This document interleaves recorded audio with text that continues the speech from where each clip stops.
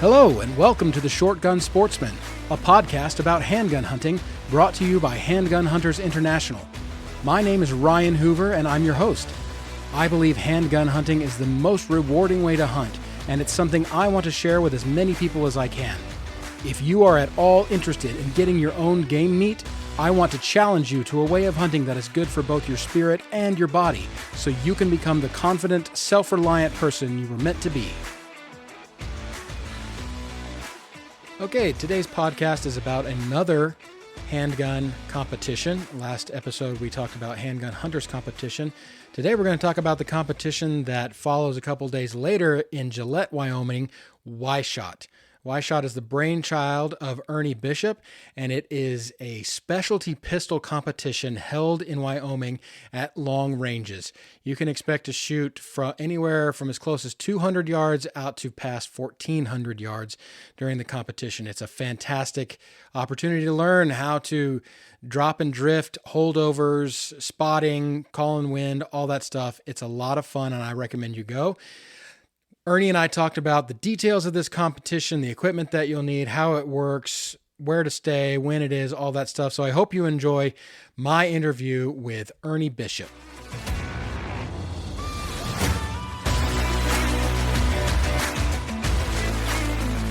Ernie Bishop, thank you again for doing the podcast with me. This is your second time on the podcast. Last time we talked about long-range rifle scopes on handguns, which is something I always like to talk with you about. But today we're going to be talking about your competition up in Wyoming, Y-Shot. Thanks again. Well, you're welcome. Good to be able to chat again. Yeah, absolutely. So first off, kind of walk me through, and this is something that I've never heard myself. Walk me through the genesis. How did Y-Shot get started? What was the thinking behind it?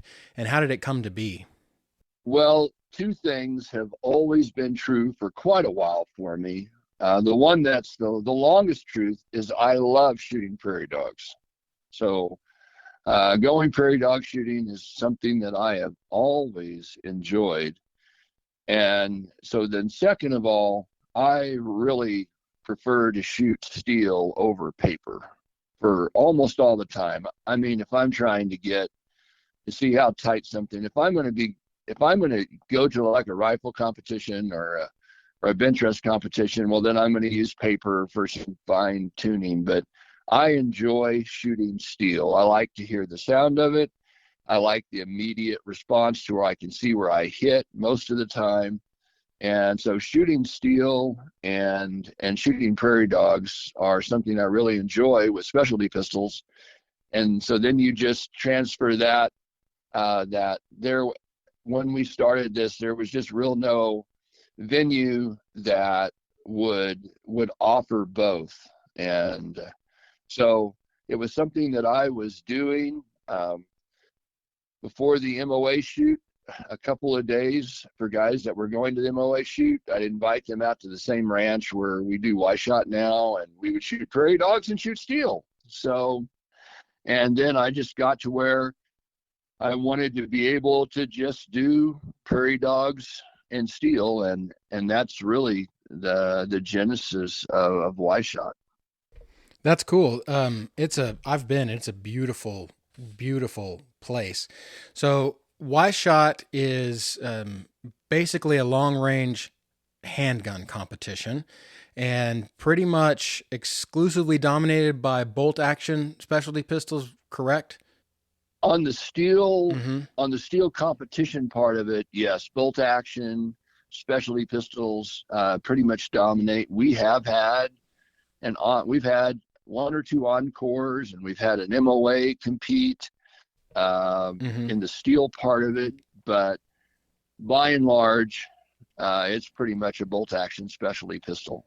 Right. And for people who are curious about this aspect, the rifle scope thing, they can listen to the podcast we did on that. But most people are running rifle scopes on their specialty pistols at this competition, correct? In the competition part, yes. I don't know of anyone that's running a pistol scope. It's a fantastic match. So can you kind of walk me through the equipment that people use there? What kind of, well, first let's start with the guns. We already said they're mostly specialty pistols. What kind of calibers do you see? rear grip versus center grip and other accessories and optics that you see on these things? Well, there's kind of an equal. There might be more center grips than there are rear grips, but it's fairly close. That's not something I've tried to keep track of. But I would say center grips still pretty much are in the majority. And before we started talking this morning, I was kind of trying to go through my head and remember the chamberings, the cartridges that have been in the top three. And several of them are a little surprising. And the two that'll be the most surprising probably to you were after we made some rule changes on scoring. But the two that many times people would never put in the top three is a 223 AI. Of course, it was a fast twist, and a 308 Winchester. But then 6 Creed, 22 Creed, 284 Winchester, 6.5, 284, 7 SOM, 6 284, 6mm long dasher. Those are cartridges that have made top three. Maybe the 6.5 Creed has made it in there one time, but I don't remember that for sure. But those are cartridges that are being used a lot. And, now you're seeing some 6 GTs, some 22 GTs that are also being used. And the dasher. Oh, the dasher would also be one that would have made top three since we started. Yeah, because even though, and we'll get into how it works and the ranges that you're shooting at in a minute, but even though you're shooting at long range, definitely long range for any type of weapon or any type of gun, a lot of times people are going with you want the lower recoiling. It's not big boomers is what I'm getting at. A lot of people might have the misconception that shooting at the ranges at which Y-Shot is held, you might need those super magnums, but that's not the case. That is correct. And we do have some folks that shoot short action magnums, like, some shot the old 6.5 Leopard, which is a 6.5 WSM, and we'll definitely have a 6.5 SOM and the 6.5 PRC. Those will be showing up, but a lot of people are shooting the family of cartridges, on the GT necked up or neck down, the Creed necked up or neck down, or the 243 or the 308 Win family necked up or neck down, or the 284 Winchester family neck down are going to be more of your common cartridges. Right. And so from there, a lot of those calibers require reloading, not all of them. But when you're talking to people about ammo, what are kind of your suggestions when someone says, okay, either I'm going to buy factory or I'm going to reload? What do they need to look for? Well, usually if they're going to shoot factory ammo, that's going to, kind of limit them to cartridge that I would recommend. The 6GT, Hornady makes ammo for the 6GT with a good bullet for that. And then the Hornady match ammo, the ELDM for the 6 Creed, of course, 6GT, and the 6.5 Creed, which is what you shot when you were there, and you were shooting factory ammo. I know we've had a third place overall that shot a 6 Creed loaner pistol of mine with Hornady match ammo and 108 ELDMs, and they took third overall one year. And so factory ammo can be competitive at Y-Shot, but if it's reloading, and I just, first of all, they have to have a specialty pistol that has a fast twist barrel for that caliber, and then they have to have a certain skill set to reload to make the gun shoot good. Right. Yeah, for sure. So just to get back to basics, what you're talking about with a fast twist is because since you're shooting at long range, you're wanting those heavier, longer bullets, and you want that fast twist barrel to be able to stabilize them at that range, right? Yes. So we are shooting, I usually would recommend heavy for caliber bullets that are high BCs. And so for like 22 caliber, from a 6.5 twist to probably a minimum of 8, depending on what you're going to shoot. And then in 6 millimeter, well, in 25, either a 7 or a 7.5 twist, and a 6, probably a 7.5 twist is what I would recommend, although an 8 will be competitive.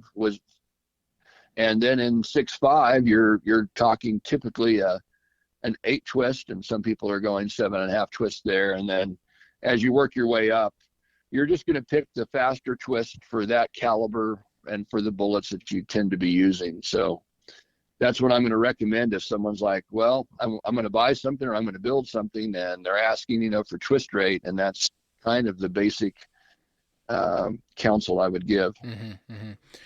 So moving on to optics, I know exclusively pretty much rifle scopes. What are some of the scopes that you see or like or recommend? I know, first of all, I should probably say you can get a scope for X amount of dollars, or you can get a scope for 4X amount of dollars. So there's a wide range, but what are your recommendations in 2 or 3 different price ranges? Well, the scopes that we will see the most of, I would say, would be like Night Force, Leopold, Burris, and Citron and Vortex. Those would probably be, which shouldn't be a surprise to most people. Those are fairly common, and you can spend more or less money in most of those. Some of those scopes have different models that are more expensive, but we'll see more expensive scopes, and then we'll see some cheaper scopes, that, at least cost-wise, out there as well. So you can skin the cat and not spend a ton of money and still play at distance. Right. However, don't spend a lot of money on your gun and then skimp on your scope. If you're planning, spread out the wealth between the whole project. Well, you want a scope that is going to be reliable, especially in its turrets. Mm-hmm. That is something that's going to be very important, because most guys are dialing, primarily at least for drop. Now they have a first focal plane reticle. They may be holding for wind and using the reticle, and some dial both. But you're doing a bunch of dialing as you're working your way out and coming back. And so if that is true, since we're shooting in the daytime, the glass doesn't have to be the absolute best out there. But if you're wanting it for other purposes, well, then the quality of the glass begins to be more important, depending on the distances you're shooting and things like that. Right. And so, adjustability of turrets, reliability of making sure that the turret clicks the amount of distance that the turret says it clicks is important. And do you recommend first focal plane? It's easier. Yeah. For several reasons, but in our shoot, it's probably, if they're going to hold for wind, it would be almost a requirement, unless mm-hmm. someone's really skilled and knows how to change their magnification and how their reticle subtensions are going to change mm-hmm. if they're going to hold for wind. But that's more of an advanced shooter thing. A scope with a 0 stop on it would be really ideal, mm-hmm. but there's even some ways to go around that. But a 0 stop just keeps everything simple. Right. Again, just to define the technical terms, a 0 stop means that you can just twist your turret until it stops and you'll be back on 0. And then the focal plane thing, we're talking about a first focal plane scope, the reticle changes in size proportion to the magnification. And the second focal plane, the reticle always stays the same size, but the view you see through the scope will change in magnification, just for people who are wondering what those things mean. Okay, so moving on, go ahead. I was going to say, the main way that I would describe first and second focal plane mm-hmm. of why I would emphasize second focal plane if they want to use their reticle for making shot adjustments is, even though on the first focal plane as you look at it, it grows in size as you add magnification. The subtensions, or the distance between the lines, stays the same no matter what magnification.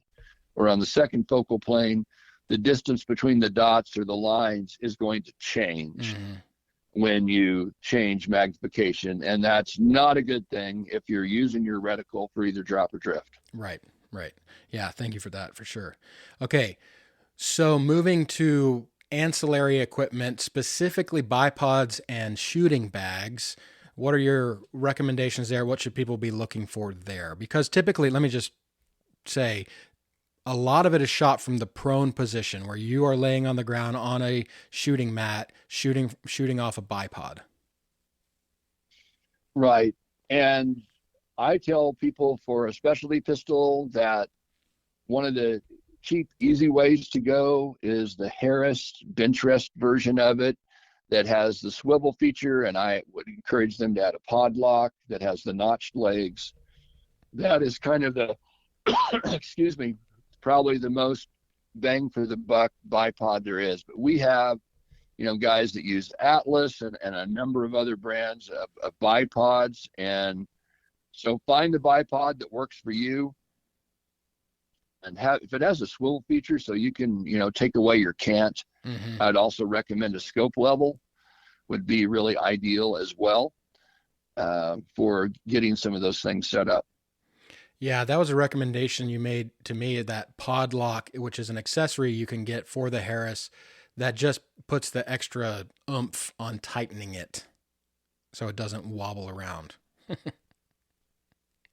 So what about typically, like I said, the prone position. So you're shooting, laying down, your gun is on a bipod, and you recommend, and I really enjoyed learning how to shoot with a bag under the grip as well.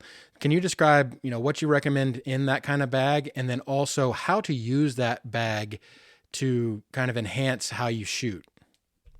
Well, I like to have two bags with me. They're both small. One is Holland's small field bag, and it has like a poly feel to it, and it's like brick size.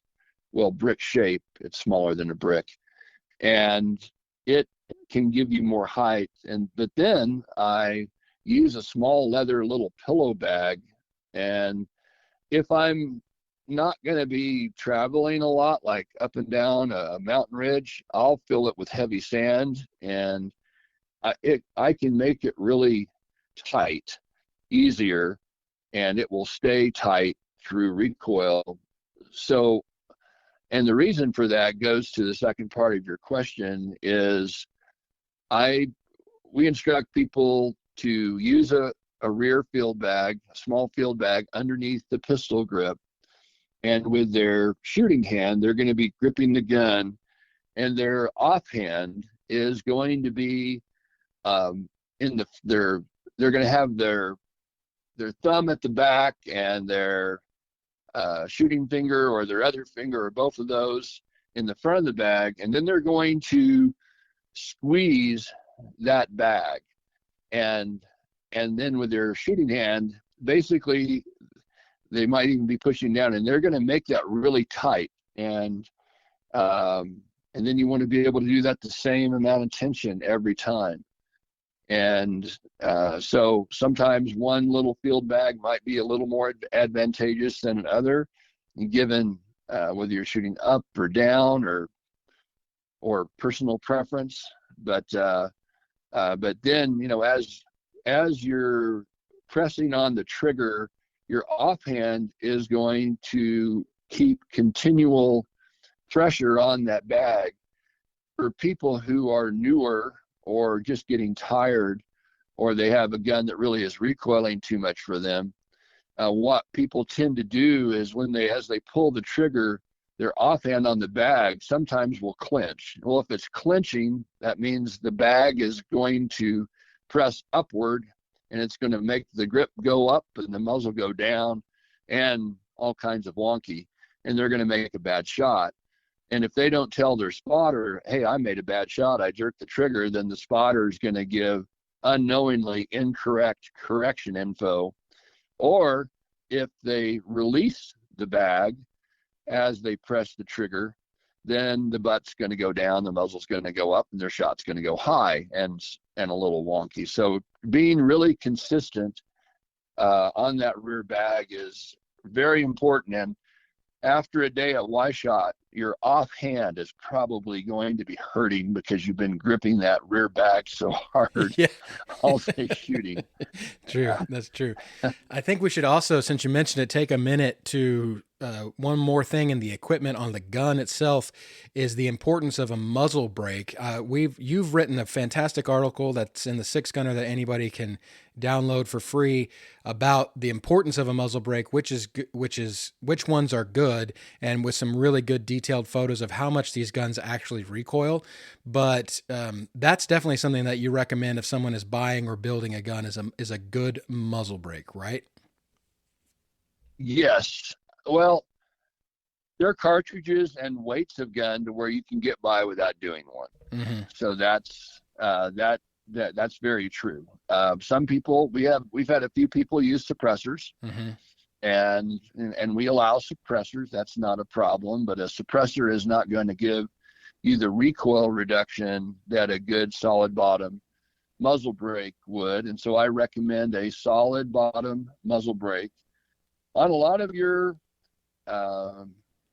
Creed-based cartridges, 308-based cartridges, the GT or Dasher class 65x47 Lapua. You don't have to get the best muzzle brakes out there to do a good job. There are brakes that work a little bit better, and you just have to decide based on the money that you're going to spend and all of that.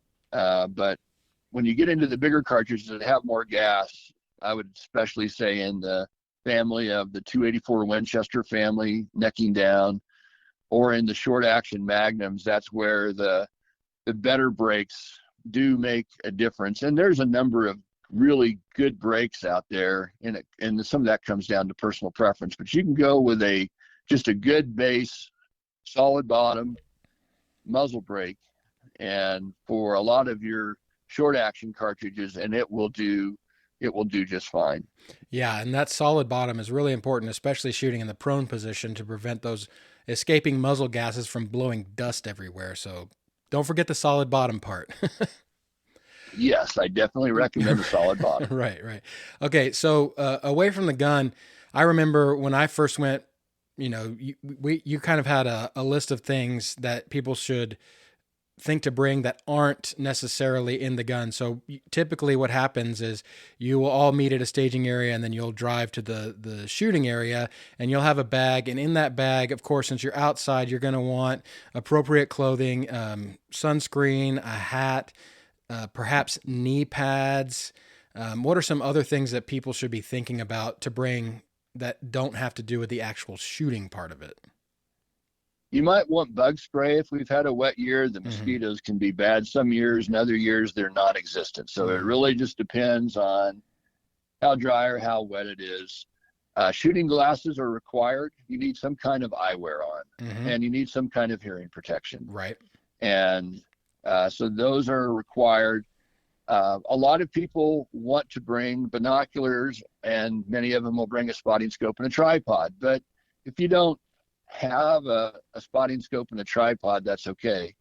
There will be someone with a spotting scope and a tripod at each stage, and there will be a shooting mat at each stage. There's some stages where a mat will not be required, especially on day one, but you don't have to bring your own shooting mat. But if you're out doing some prairie dogging before or after the steel shoot, if you're doing the steel shoot, then you might want a shooting mat for those times.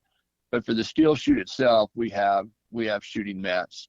It would be good to have a pen or a pencil and something to write on, and something to write down in terms of your drops for a certain stage.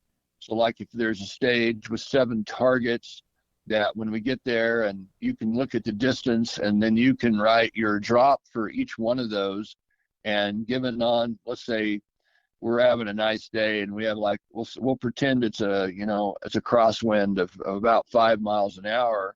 And then you can even put your wind in there and just have it all ready to go, so that when you start running targets out, your drop chart is right there beside you.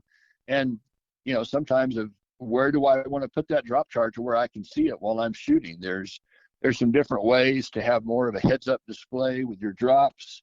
Some use whiteboards with dry erase markers, and they just start over again and they have it written out really good, and they kind of make a map of the targets, and then they wipe it down and do it on the next stage. So there's all kinds of ways to do that. Right. And you're right. I remember when I was there, each stage, you have the targets and the list of their ranges, and calculating or writing down, okay, target 1, you need to be at this spot on my turret, target 2, et cetera, et cetera. And it's very handy to do that. So moving on to kind of how the competition works. It's held outside of Gillette, Wyoming, which is where you live, on a beautiful ranch. If you've never been to Wyoming, it's really cool country, especially from someone from the hill country of Texas. It's like going to another world, kind of. So we go out, and there's 2 days. Typically, correct me if I'm wrong, the first day is, I'm using air quotes here because nothing is really short range, but the first day is shorter ranges, and the second day is where you really stretch it out. At least that's how it was when I was there. Yes. Okay. So we've always called from the beginning, we called day 1 the short course and day 2 the long course. Right, yeah. Then we had folks that always wanted to engage a 1,000-yard target at least once, even on the short course, because they wanted to shoot distance. So sometimes on day 1 we might have a 1,000-yard target, but most of the time, there might be one target that's over 1,000 yards on day 1. But most of the time, most of our targets are going to be between 200 yards and 600 yards. And then we'll have some at 7 and 8 on that day 1. And then on day 2, again, around 200 yards, a little past 1,300 yards. Yeah. So people have a choice when they come, right? There is a choice. I don't remember. I think you can choose to shoot steel or shoot prairie dogs, or you got to do half and half. I don't remember exactly how it works, but both opportunities are available. And that's a good comment, because really you can do it any way you want.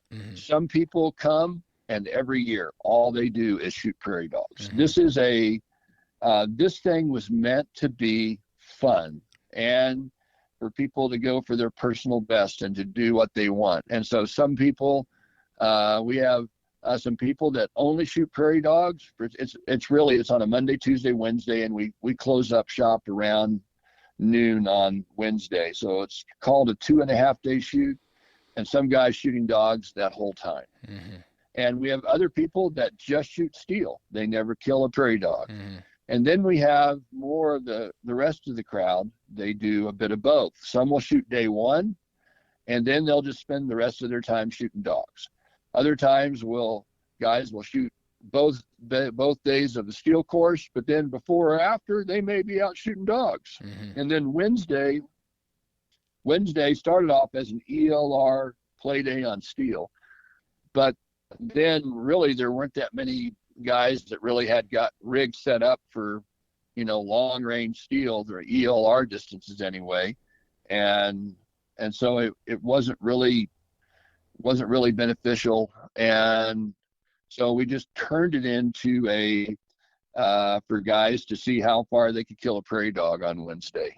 And so that has been fun. We have some challenge coins that you will get, that basically it's a club coin, that the 750 yard club and the 1,000 yard club, the 1,300 yard club and the 1,500 yard club. And hitting the dog doesn't get it there, even if it's witnessed.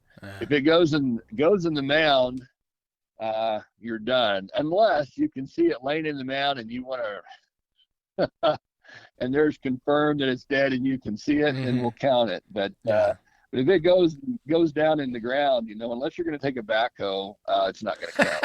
So That's so funny. Yeah, that's true. And for people who haven't seen it, I mean, the first time I was out there, you hear about prairie dogs and it's, yeah, these little squirrel like ground burrowers, but the amount of damage that these things do, I mean, hard packed country roads that have prairie dogs that have dug through it. And so they are a nuisance, and is no shortage of them. Just for anybody who's curious about prairie dog hunting, it is wild when you go out there. They are everywhere, and I was just shocked by how many. I mean, I'm surprised that, because where we shot was a working cattle ranch, and I'm surprised that they don't lose a lot of cattle to broken limbs from stepping in these daggum holes. yeah, there's a lot where we shoot, and we have awards for the longest 22 rimfire prairie dog kill. We have a prize for the longest straight wall cartridge kill, and then awards for the longest specialty pistol kill. So we also have that, and we usually give out that on that Wednesday late morning, early afternoon. That's cool. That's an added. When I was there, you were still doing the ELR, but that's a neat added thing to do. Okay, so the way that it kind of works is that you break everybody into teams or squads, and then you have X amount of shooting stations or positions, and you rotate through those each day. There'll be X amount on the first day of the short course and X amount the second day. There's always a spotter for the shooter. And one thing I want to say about it is, if you haven't been or you're thinking about going, you should absolutely give it a whirl, because one, they may be taken, but Ernie has loaner guns. And two, there's some fantastic long range coaching available as well. Ernie, you helped me a lot.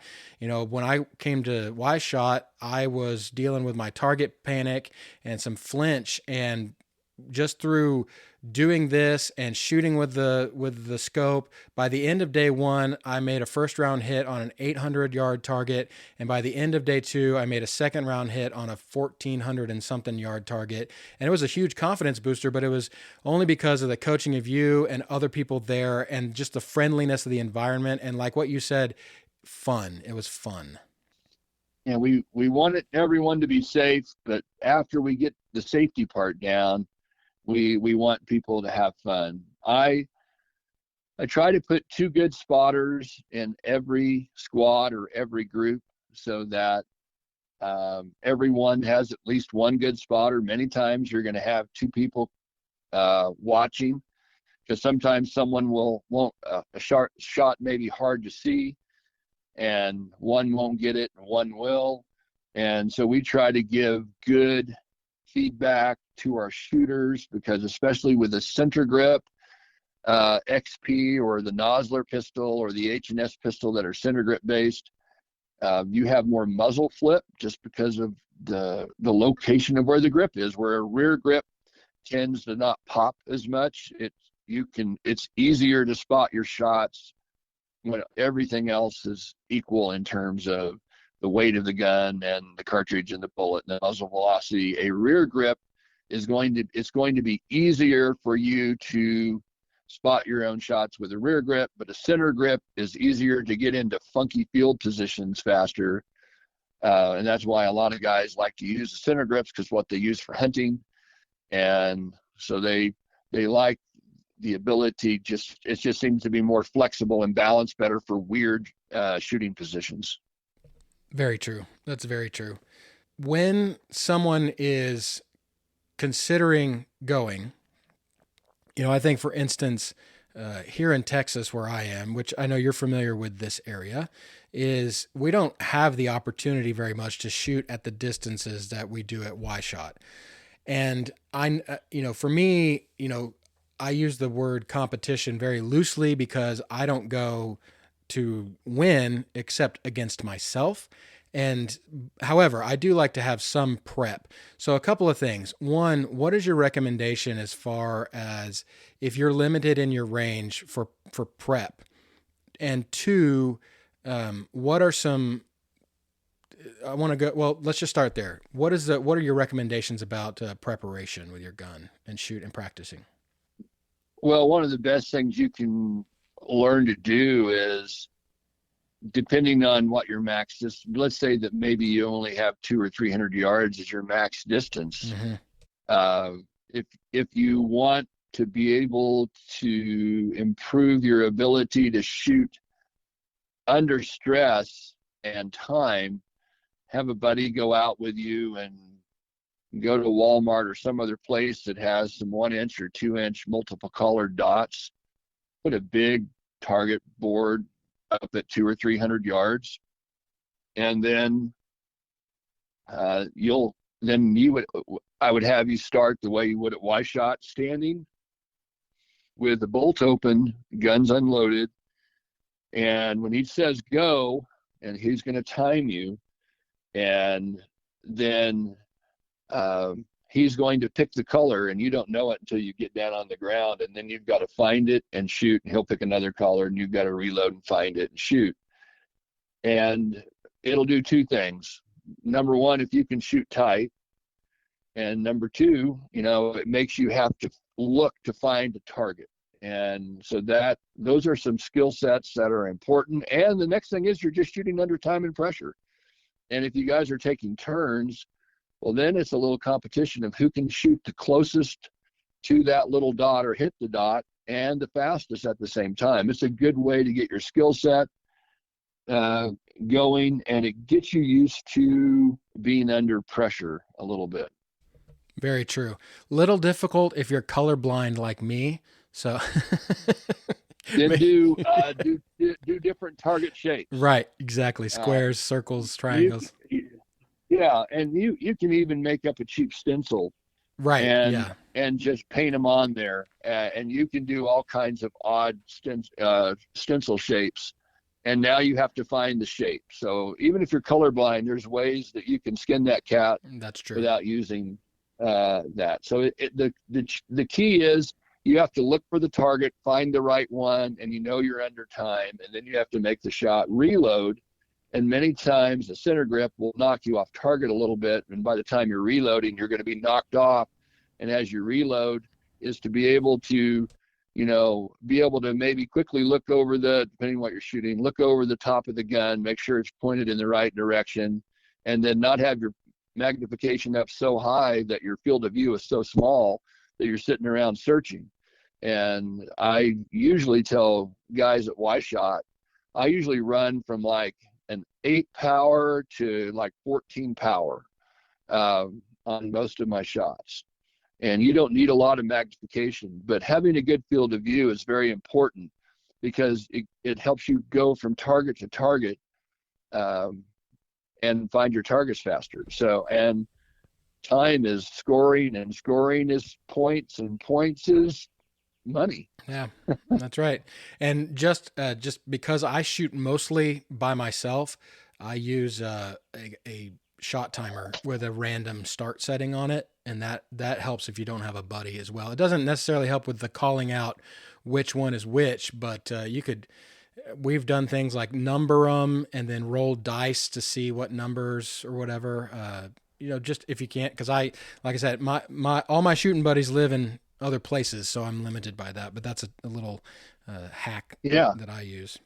Well, yeah. Good creative ways of doing it. Exactly right. Okay, so going to the rules of the match. So like you said, you start from the standing position, and it's under time, and so it's typical shooting competition style, shooter ready type of deal. And I don't remember, you have to single load, correct?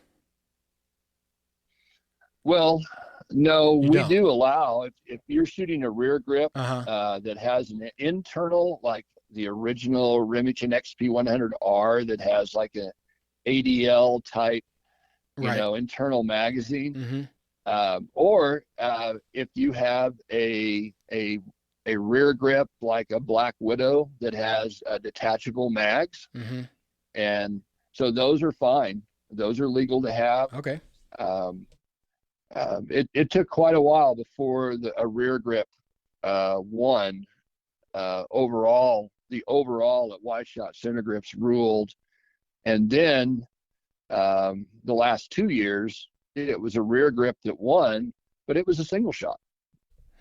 And so a single shot can be competitive even against mag-fed rear grips. So um, it's really going to come down to the shooter and how well he or she is doing on the gun and reading conditions. And that's so. Um, so we've had a lot of center grips of one. We've had rear grips at one, and we've had a rear grip that had a mag win the overall once, I think. Mm-hmm. But everything else has been by single shot. Mm-hmm. And so are there any other, I mean, obviously the safety rules of firearms apply, but are there any other rules to specifically to Y-shot that people should be aware of? Well, so our scoring, I'm not sure when we changed our scoring. I think you were there with the old scoring, but we changed our scoring to put precision, making precision shooting above volume shooting of cleaning a stage. And so for the last several years now, any first round impact on, so let's say we have 7 targets and you have to engage each target one time. You have to engage a target, and then you can't keep shooting at that target if you miss it. You have to go, if you shot at target 2 and you missed it, you have to go to target 3. And whether you hit or miss target 3, then you go to target 4, and so on. And then if you have time left over, you can come back and engage any targets that you missed. That remains the same. But now on the scoring part, a first round impact is 2 points. So if you take a little more time and make sure that you've got your wind and your fundamentals all squared away, you'll have a 2 points for impacting that target. Let's say that you have made first round impacts on targets 1 through 3, you missed target 4, and let's just pretend that you made first round impacts all the way out to target 7. You have some time left over, you come back and you hit target 4. That is you get 1 point for that. And so, but what we were doing is we are rewarding first shot precision. And then we have targets that have flappers that move. We have like animal targets. We have like 7 or 8 of those. And so if you hit the flapper on a first shot, that's 3 points. And we don't have that many, and it's noted in each stage. And so if there's a flapper target and you hit it first round impact, you get 3 points. But let's say you missed, let's say that flapper target was again target number 4, and you come back and have time and you hit target 4 on your second attempt and you hit the flapper, it's still just 1 point, because it was 3 points if you made it on a first round impact. Anytime after that, it goes to 1. And any target over 1,000 yards on a first round impact is 3 points. So we're rewarding first round impacts with higher scores. There you go. And then when the stage is done, and so then the guy or the gal is going to have to open their bolt, and if they have a magazine, they need to drop it. And then whoever's going up, they're going to do a physical check to make sure the gun is clear, and then the shooter will close the bolt, pull the trigger, and then that bolt needs to stay down, and the mag needs to stay out if it has a mag. Gotcha. As we're, until, and then we'll, that way, because if we have a windy day, the dirt and sand will just coat the inside of that action, and that we don't want that, and that's why we keep bolt closed. And if someone wanted to use a flag, like a flag like what you see at a bench rest match, right, that's fine. But if we have a windy day, they're going to be running so much dirt and sand through their action and everything else, it wouldn't be cool. So, and that's why we do it that way. Yeah, and that's a great segue, because the next thing I wanted to talk about is the wind. When I was there, and it seems like it was very windy, and out on those big open spaces, it's not necessarily where you're at that's windy, and it's not necessarily at the target. It could be different winds in between you and the target. A quick story that I remember from when I was there, there was a competitor, great guy, Jason Ford, who was shooting a 6BR, I believe it was, XP, and he was engaging on the second day a descending sized target where it was 5 separate pieces of steel. I think the range was 450, 460 yards. And it was basically you had to shoot the first target, the second target, all the way through to the 5th target. But if you missed, you had to start back over and you had to clear all those Know your targets. limits. Yeah. Yeah. Know your limits. And so what happened was he shot first, he hit the first target, he hit the second target, he missed the third target, and the wind drifted his bullet to hit the target to the right of it. And then he had to start over, but by his next shot on the third target, the wind had shifted to make his bullet miss the target to the left. And that was just shifting throughout that time. And I watched that happen. And it was like, sometimes it's difficult. And wind calling, like I said, for me here in the hill country, it's not as big a deal, but wind is a big deal there if it's windy, both for, keeping your lips chapped, it'll keep your action dirty, and it will make your shooting more difficult. So what are your tips about shooting in the wind? I know you're good at judging it, and there's some other folks who are as well, but if you're coming at it from someplace you don't have to worry about that, what do you think you need to know? Well, you brought up Jason. Well, he's a really good shooter. He is, yes. And when you start getting out there, a 6BR is on a really beautiful day, a 6BR can just rule the roost because you have a gun that has so little recoil, and it can just run, and it can beat everyone else. But when you're having switchy winds, those smaller cartridges suffer more, and so you have to decide what you want to use. I've seen a guy with a 6-dasher. I remember on day one, he won day one with a 6-dasher, and there was basically no wind. This was either the first or second year of Westshot. And another guy was shooting a 7 SOM and a lot more recoil, shooting 162 AMAXs. And the guy shooting the SOM was like third, I think, or fourth. And day two, the long day, turned out to be really windy. And the 7 SOM not only won day two, but won the overall because the Dasher just suffered because it was a switchy wind. So, and the Dasher has a better performance level than the BR. So that's kind of the luck of the draw and the kind of wind we might get or not get on a given day. And so, but I would just tell you, just bring what you have. And if you're, we've had guys just shoot fast twist 223 Remingtons, and they have fun, they learn. And if it's their gun, then they've just learned their gun really well. And if it's a calm day, a little 223 can do pretty good. Yeah. So. Yeah, that's a good point. You never know what you're going to get. And it was definitely windier on day two. Of course, when I was there, we were kind of up on a hill, and, it dipped down to some of the targets that were up on further hills. And that in itself makes the wind different between you and the target. But I really, I really enjoyed learning all that. It was like you said, bring what you got, because you're going to learn. And that was the most enjoyable part to me. So here's what I would say on reading wind, to get back to your question, is the best indicator of the wind was your previous shot. And I know that sounds kind of like, well, duh, but at the same time, it's so very true.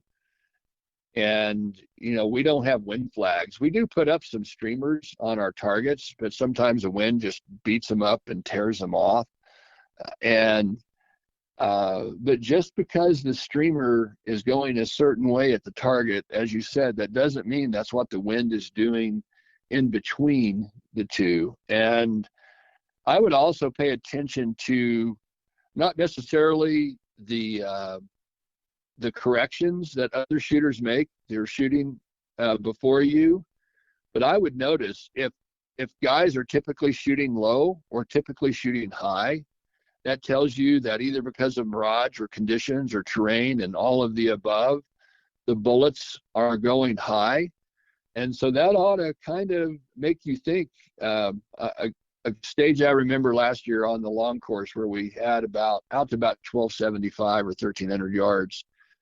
And for about the first 700 or 800 yards, the wind was really calm and consistent, and your drops would be on. But once you got past, and I don't know if there was a draw or some hills or something, and then it really changed. And I was paying attention to that. And so I began to tell shooters, listen to what people's calls are typically going. And that's going to give you a good indication that it's likely possible that you're going to be running into that same condition or similar conditions when you're up. And so if everyone's shooting low at a certain place, well, you might be determining how low it is, because depending on wind changes, it could be a half minute or even a full minute change up.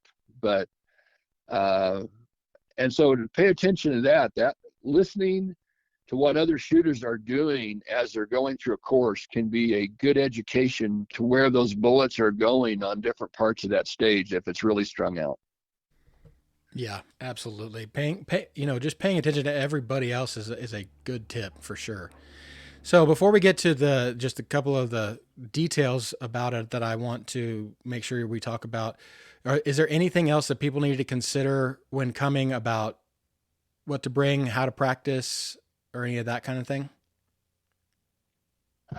Well, what to bring, if you're going to be doing prairie dog shooting, some guys bring portable benches. Mm-hmm. Some people like to bring a certain kind of lawn chair or a certain kind of camping chair that they want to kind of park out in. And we can get our vehicles pretty close to where we're shooting on both stages now. And so you can also be relatively close. Day 2, we have to stage our vehicles away, but still it's not that far of a walk. And we try to have water and stuff like that. We have a porta potty there for taking care of those kind of needs. And it's the kind of thinking is it probably, you need to bring your own food. We don't have a meal out there, so you need to be putting some protein in you, and you need to be drinking enough water and hydrating and sunscreen and like you said, chapstick and that kind of stuff. I don't really recommend tennis shoes. We have a lot of cactus.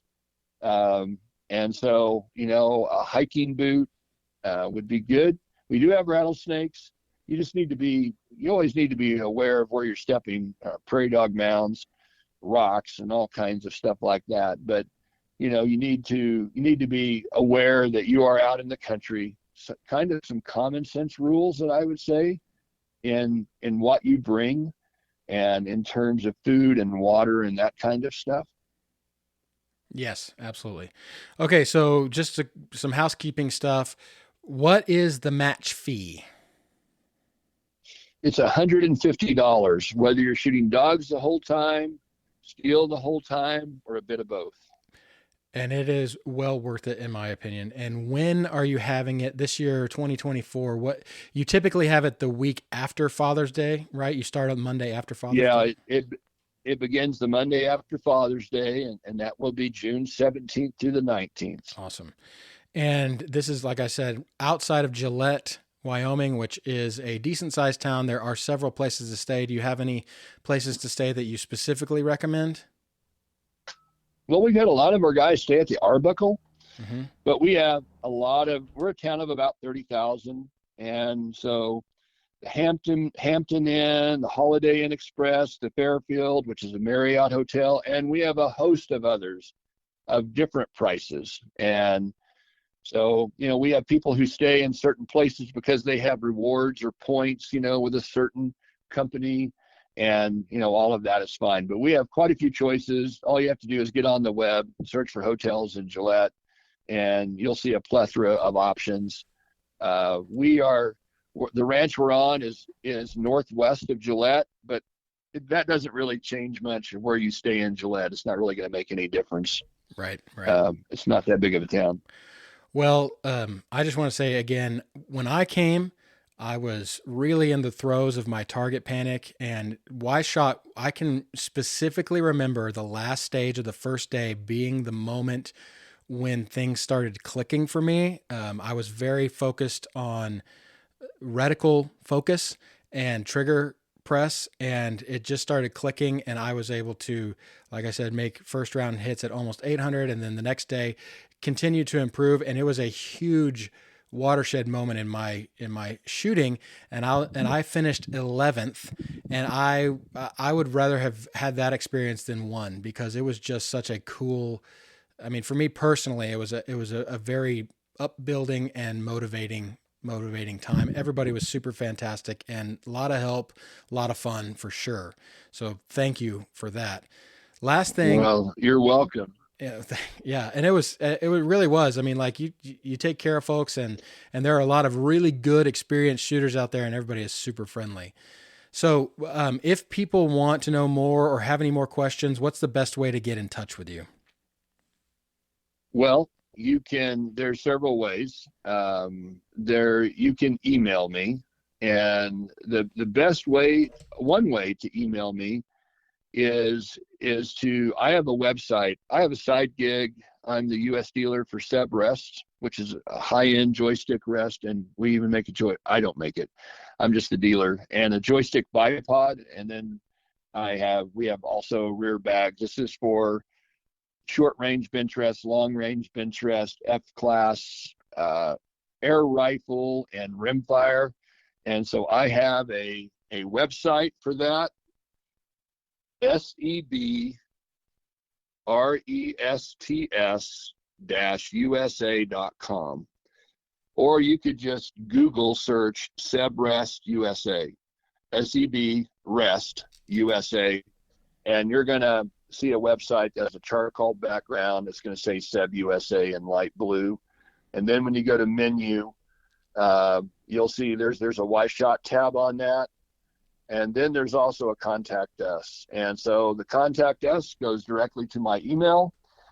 And my email address is my first name and my wife's first name connected together. It's Ernie Emily at yahoo.com.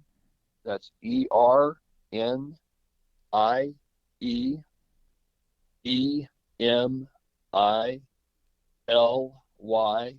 at yahoo.com.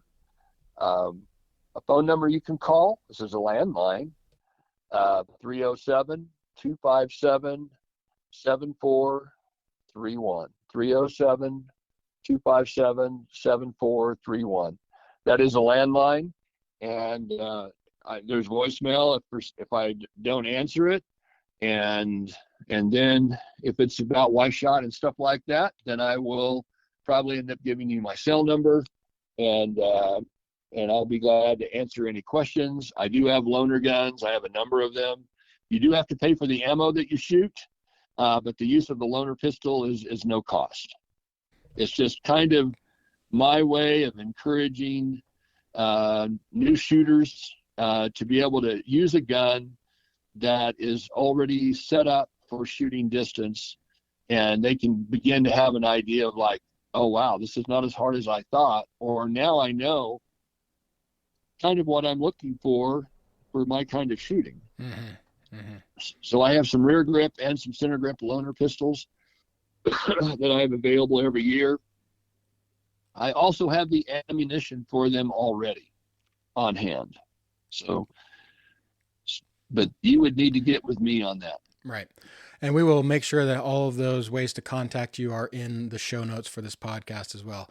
Ernie, thank you so much for taking the time to do this. Folks, if you haven't been to Y Shot, I highly recommend it. You'll learn a lot. It's a lot of fun, and it's in some beautiful country as well. Ernie, again, thank you so much. Well, thank you, sir. And look forward to the next time you can be at my way.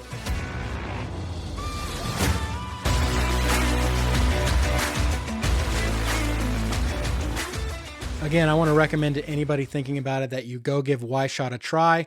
Y-Shot is the middle competition of a week and a half of 3 different competitions. Handgun Hunters competition, Y-Shot, and the MOA shoot are all within a couple days of each other. So if you have a week and a half to go in the middle of June to Wyoming, I highly recommend going to all 3.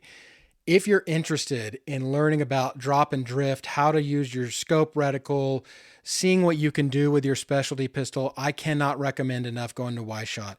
Again, like Handgun Hunters competition, there are so many friendly people there that are just willing to help you out, coach you, or just give advice based on their experience.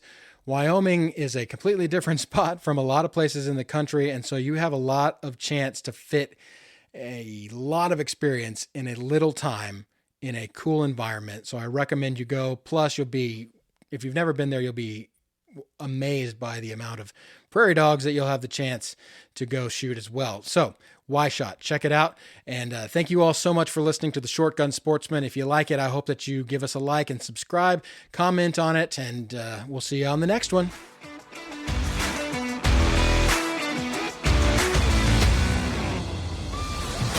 This podcast is produced by Handgun Hunters International. HHI is the only organization dedicated solely to supporting and growing the sport of handgun hunting. Membership gets you access to our great, well-moderated forum where friendly handgun hunters of all experience levels share stories and information from folks that have actual experience in our sport. We also host giveaways to our members of guns, gear, and ammo every month, and each prize is worth several times what membership costs. In addition to this podcast, we publish a free digital magazine, The Six Gunner, which is written exclusively by HHI members. If you are a handgun hunter or support handgun hunting in any way, you need to be a member of HHI. Join today at handgunhuntersinternational.com. Again, if you have any questions on how to get started in handgun hunting, please reach out to me at ryan@handgunhuntersinternational.com. If you think we deserve it, please leave us a 5-star review, and don't forget to follow Handgun Hunters International on social media at Handgun Hunters INT. God bless and good hunting.